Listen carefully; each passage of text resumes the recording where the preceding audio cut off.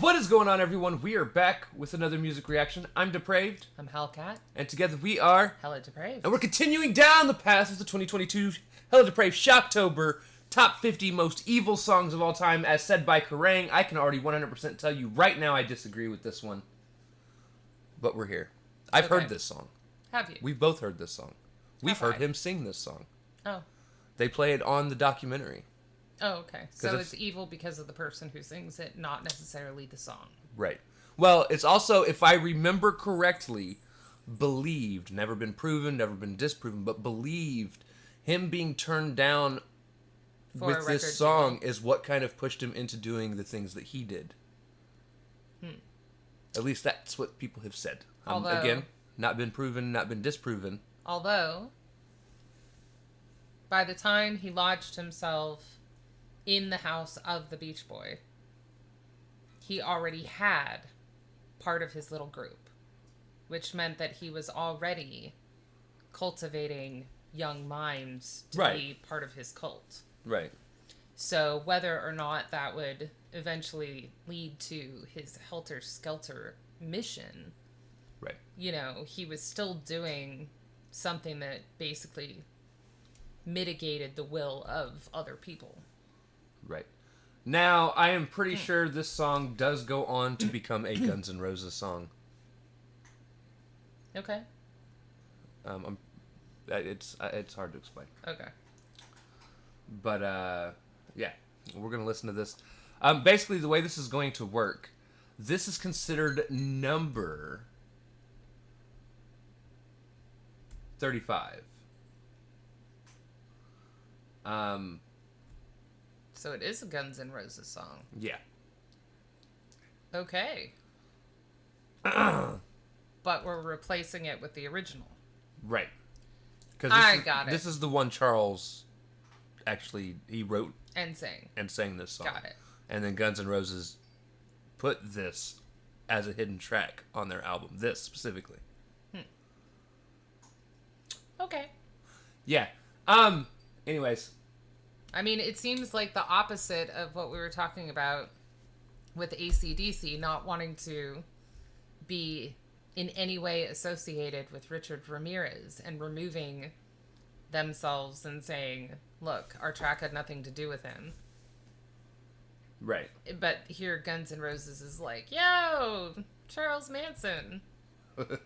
Let's take his song and let's sing it. I don't think they sing it. You think that they just put him singing it as their hidden track? Mm-hmm. Oh, no, okay, never mind. They actually did redo the song. Okay. That's still... that's a weird flex, guys. Weird flex. Basically, what we're going to do, we're going to listen to the song, we're going to talk about the song. We are going to read the genius about. We are going to then read the... Kerrang reasoning as to why it's on there, which I'm pretty sure we already know why. And then at that point, we will say whether or not we agree that it's on the list. I can already tell you I don't. Maybe. Okay. This will be the first time I'm actually paying attention to the lyrics of the song. Got it. So, got it. And then we will say if it goes on our playlist. Okay. All right. So, we're going to react to this if you guys have already heard it. If not, we have. She doesn't think she remembers it. We shall see. But yeah, if not, click the link in the description below. Hop on over to All Things. Come back in a sec because we're commentary, reaction, breakdown, comedy channel. And what that means is we will pause for any and or all of the above. It is time to slash it up and break it down. This is Guns N' Roses / Charles Manson. Right. We're listening to the Charles Manson version of it. The original, apparently. Right. And this is Look at Your Game, Girl. Let's get it. There's a time for living. The time keeps on flying. Think you're loving, baby, and all you're doing is crying. Can you feel those feelings real? Look at your game, girl. Look at your game, girl. What a mad delusion. illusion, living in that confusion, frustration and doubt. Can you ever live without the game? The sad, sad game. Mad game. Just to say your love's not enough. If you can't be true, you can tell those lies, baby, but you're only fooling you. Can you feel? We're already over halfway through the song, baby. You know, it's so sad what could have been for all parties involved. Right. Because while his lyrics leave a lot to be desired in terms of any sort of like complexity, they're not bad. It's a song of its time, though. No, that's what I was just gonna say. They're not bad, and his voice is actually pretty pleasant. He can sing. I actually enjoy the lyrics. I would say Simplicity was the 60s and 70s in terms of like this style of acoustic singing. I agree with you. I'm just saying, me personally, telling me what I'm feeling is shitty. He's not talking to you, though. He's talking to a girl, though. I'll explain. Hold on. The one thing I don't like is his guitar playing. Yeah, well. I think it sounds off and is totally fucking up what could be a great tempo for the song. And it's just basic strumming as far as I'm concerned. Right. He's not saying anything different than what I see on Twitter and have said on Twitter to people. Not this specifically. Mm-hmm. But stuff around this. I've seen it being said quite a lot. He's basically calling out a female who's claiming she's hurt. She's playing the victim. And she's playing the victim when really she spends most of her time playing guys. Right. And that's where he's referencing, like, you keep playing the game. Look at your game. Like, you're not setting yourself up for success. You're setting yourself up to be hurt. Yeah. It's kind of like a change how you're living. I mean, I can understand what you're saying, but it also feels kind of like a direct message to potentially a lover of his. Right. And I feel like that's rather...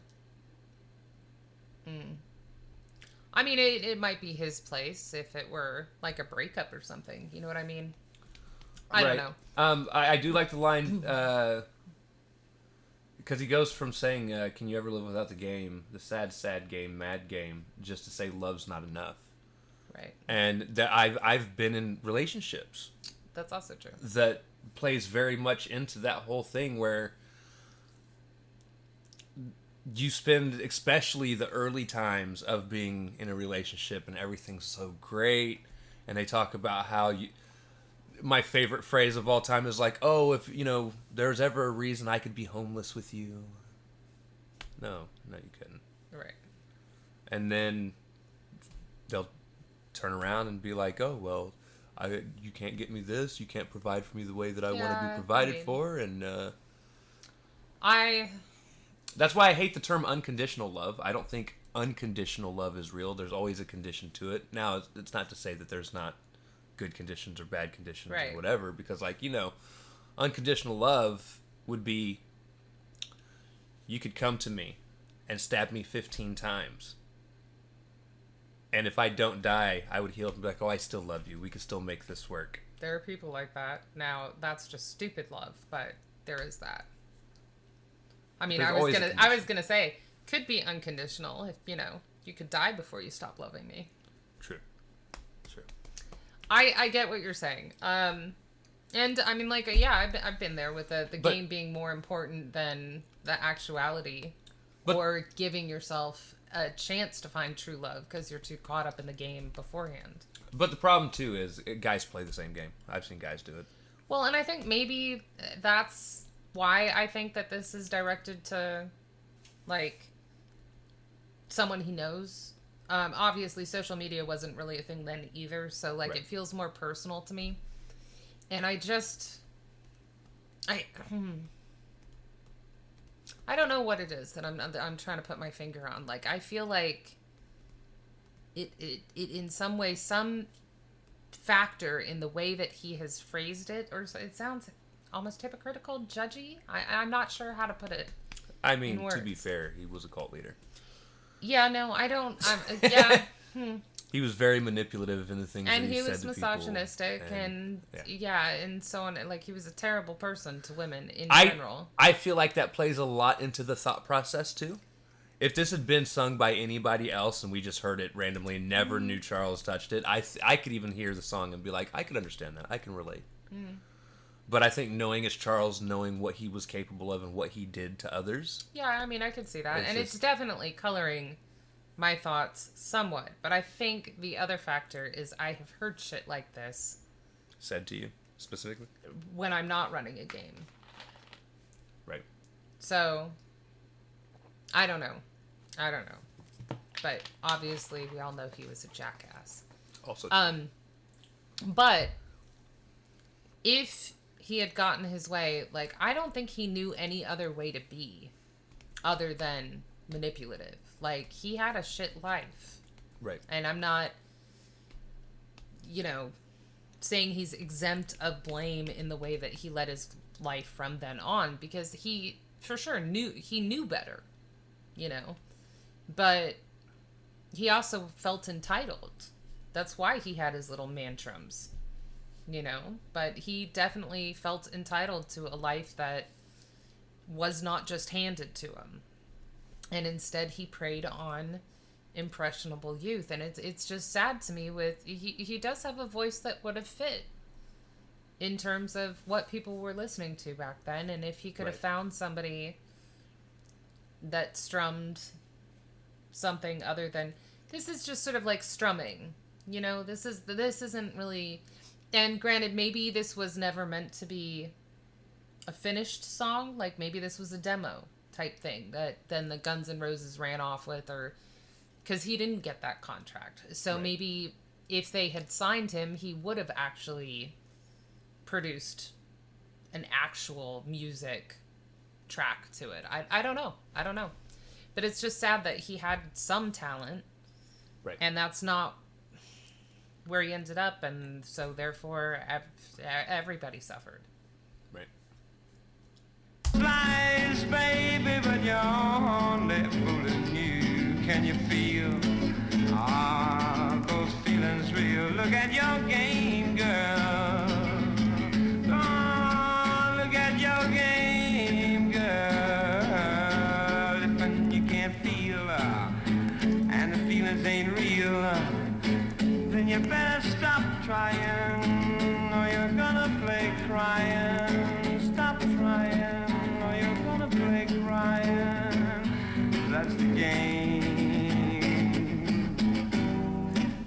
Sad, sad game. Mad game. Sad game.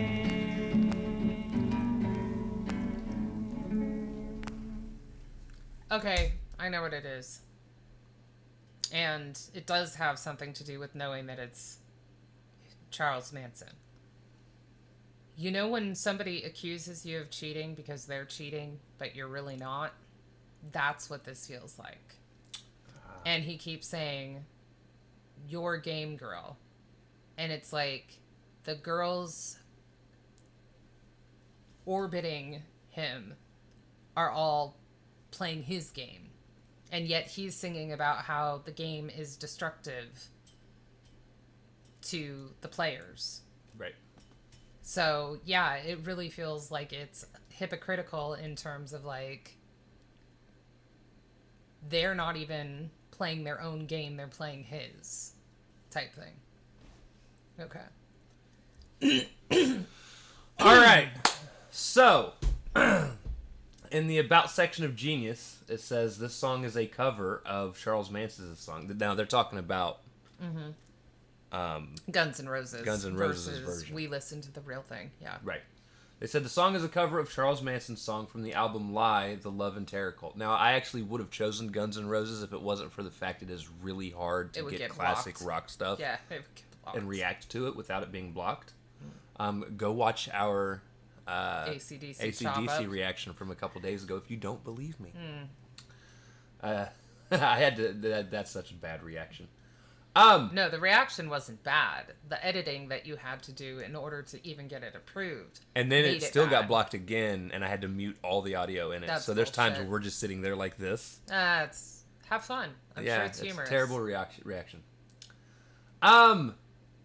Anyways, from the album Lie, The Love and Terror Cult. The track was kept secret, including not being on advanced tapes sent out to reviewers. Of course not. The inclusion of the song caused controversy, with law enforcement and victims' rights groups expressing outrage over its inclusion. Axl Rose claimed, "The reason we didn't list that song on our album is we wanted to downplay it. We don't give any credit to Charles Manson on the album. It's like a hidden bonus track." Slash mentioned that the song was done with naive and innocent black humor on our part. Rose stated he would donate all performance royalties from the song to a non-profit environmental organization. Yeah. That sounds a whole, like, asked forgiveness, not permission to me. Here's my thing. If it were me, I would have done the same fucking thing. Because here's what I want you guys to understand. The whole black humor or dark humor, as it's more referred to nowadays, this makes me laugh, knowing that they did it. I find the humor in it. Granted, everything that happened with Charles was a very serious and fucked up situation. Right. But I make fun of natural disasters and shit like that. I think the thing that bothers me to some degree, because normally my dark humor is on par with yours. The problem with this was Charles wasn't dead when they did it. Right. And he was a fame seeker. Right. And I kind of have a problem with them elevating his fame, even if they did it unintentionally. Now, see, here's I think it's fucking funny that they stole his track. And that's where I was going. I think what's funny about this whole situation now. On one hand, I can understand them turning around and being like, we'll give all live proceeds when we play the song to wherever it is that they send the money. Right. But it would have been... I would almost have rather had them kept the money. And this sounds fucked up. But so they can look at Charles while he was alive and be like, we stole your track, made it sound better, and we're profiting off of it. We gave you no credit. And you know why? Because you are a piece of shit. Right. I would have just racked up the donation amount and sent him a lovely little receipt letter saying this year's amount to donations was this. I mean, that could work too. But if I had done something like this, let's just say I had, and given no name to who wrote the track, like, I don't know how it was hidden even if they played it and people still knew that it was a Charles Manson track. So they had to have put his name in something. Somebody knew, right? Here's the thing. I don't think Charles's name is anywhere in the album. It's not credited to.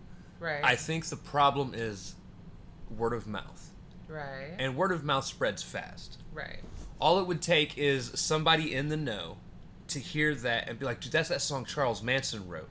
Okay. And then they go and they tell somebody else. All of a sudden it gets told to a newspaper at some point. Yo. Okay. I definitely would have had a couple funds set up already, though. Right. To make sure that, Now, the thing I feel like does make them look bad, I feel like they never would have acknowledged it? 360'd or 180'd or whatever the fuck you want to call it. They never would have acknowledged it had nobody said anything. Acknowledged it? Right. Right. So this definitely is more of a backpedal maneuver. And which is why I'm saying trying to save face. I would have had the stuff already set up. But again, this is the asshole side of me. I'd have just stood my fucking ground. I am in a rock band, and I am a rock star. Right. I'm going to make songs or take other people's if they're pieces of shit, whether you like it or not. Right. and you can either not listen to us or you can support us. I don't know where they were in their progression in terms of like if they Right. could have been quote unquote canceled at that point. I understand. I do. I honestly see this being, honestly, I would take this over Netflix docudramas or movies being made of serial killers. Because Okay. this is just stealing somebody's song. Yeah, he happened to be a serial killer. Right. But again, had nobody known who... It would have just stayed quiet. It would have just stayed quiet. It would have just been another song on their album. The art of the ages before the new age, right? Where everybody just stole everybody's work. Pretty much. Yeah, I mean, like, I still have reservations in terms of, like, I think it was perfectly legitimate for all the lawsuits that went against Gacy, for example, for making money off of his artwork. And, you know, they did eventually sue him and get it. It went to his victims and so on and so forth. Like, I think that's completely legitimate. They should not be profiting. A lot before some of the laws that are now in place went into place.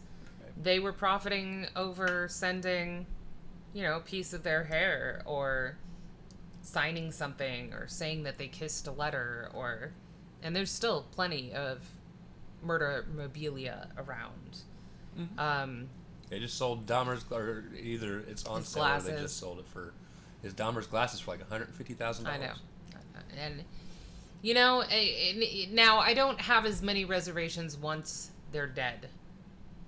But when they're alive, it's a different thing because they're fame hoes. You know, and it should be the victims that we care about.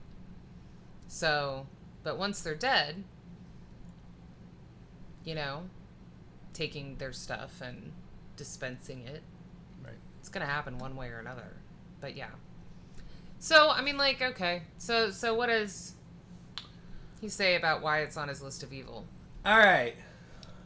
There aren't many songs that have been released in order to help pay for the legal defense costs of its author, who is facing a multiple murder rap. Originally written in 1967 and released on the album Lie, the Love and Terror cult Look at Your Game Girl, is the work of Charles Manson. 23 years after its original 1970 release, the always provocative Guns N' Roses placed the song as a hidden track on their covers album, the Spaghetti Incident. People are trying to paint me like I worship Charles Manson, said Axl Rose in 1994, but it's exactly the opposite of that. That makes more sense. Hold on! Manson had already released this song to try and help pay for his legal battles. People knew it was his song. Right. So they covered it 30 years later. Right. So what? Again, he's always going to be a controversial figure. That's no different. I guarantee you people are still going to do covers of R. Kelly's music. No. I now that I've had this explanation, it sounded way more underhanded, honestly. Right. The way that Genius explains it. This, I still have my original reservations about it, but unfortunately that also means that it was circulating for a while with the profits going to Manson, however small, however large they were. Right. And then who knows about copyrights or anything like that. I don't know if there were any, but interesting. Okay, well, that just honestly makes the whole thing a controversy. It doesn't make it inherently evil. And Yeah, the song honestly, itself had nothing to do with evil. The song itself isn't even that good. No, but it has nothing to do with evil. But it's not either. evil. Charles Manson was... I honestly, because there's so much that we still don't know about him and his relationship with the two men that were his primaries in the group, Tex Watson being one of them, but I forget the name of the other guy. And the other guy was really the one, apparently, that one had to be afraid of. And there are still people in the Manson cult, if you guys don't know that. Like, it's still very do not talk about type stuff. So we might not ever get any answers. We don't know what actually happened to set them in gear for the Tate murders. Now, was he a good man? No. There is no stretch of the imagination that can make him a good man. And I'm not going to say that he was not responsible for those murders. What I am going to say is what he started, his game, that he played with all of them, in one way, shape, or form, contributed to those murders. I think where I struggle with the idea of Manson, right, is I've seen him considered as a serial killer, which is not true. No. He himself, I think, has only ever killed one person, if I remember correctly. No, I think he was present for the second grouping, but... No, I mean, I'm just saying he himself. Yeah, but the problem was is that there was quite a few babies and children that were disposed of even before the Tate murders. Right. So we don't know how many he himself is responsible for. Still wouldn't consider him a serial killer. Right. And honestly, those weren't technically serial killings because they would have been more like spree. Because they happened so close together, no cool-off period. It was a group. And then the other thing, I think he even has an episode on the most evil killers. I'm sure he does. And I don't think he deserves to be on that show either. Do I think he's evil? He's a cult leader. Yes. That's what he is. But he's a cult leader. Yeah. Not a killer. Now, here's the other... Well, at least not a proven killer. He's not a serial killer. Right. That we know of. He is a killer. What's interesting, what I was going to say is, yeah, his evil spread like a seed. So whatever he started, the game he started, caused lives to be lost. But watching his interview with his son and the threatening things that he even said to his son. Right. The guy was definitely what I would consider human evil, you know? So, I mean, but that's where we confuse these lines. That's how he got placed on the most evil just for a song that has nothing evil bearing in it. I don't know. That's to me, it's not a good enough reason. And it's certainly not a good enough reason to be at 35. No. I feel like even being at 50 would be a stretch. I agree. Yeah. I don't agree with it being on this list. It definitely doesn't fit the spooky vibe, so it's not going to go on the playlist. Yeah, I kind of... Again, I feel like Kerrang should have mentioned or worded the list differently. Right. Because there's been a few of these that have been on this list, quite a few, where the song itself isn't evil, the people involved with it are. It's the whole judging the book. Right. So this is all being judged by cover, not necessarily content. Right. And I agree with you. If it's going to be an evil song list, it needs to be evil songs, not necessarily evil writers or, Yeah. Right. Anyway. But yes, that's going to do it. If you guys liked the video, slash that like button, subscribe, ring the bell for notifications, comment down below. What did you think of Charles Manson's original rendition of Look at Your Game Girl? Because they won't let us do Guns N' Roses.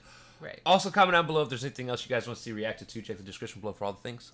Push our buttons. Come join us on our other social media platforms, mostly Twitter if you want a quicker response. We love you guys. Thank you all for watching. Cannot wait to see you depraved people later.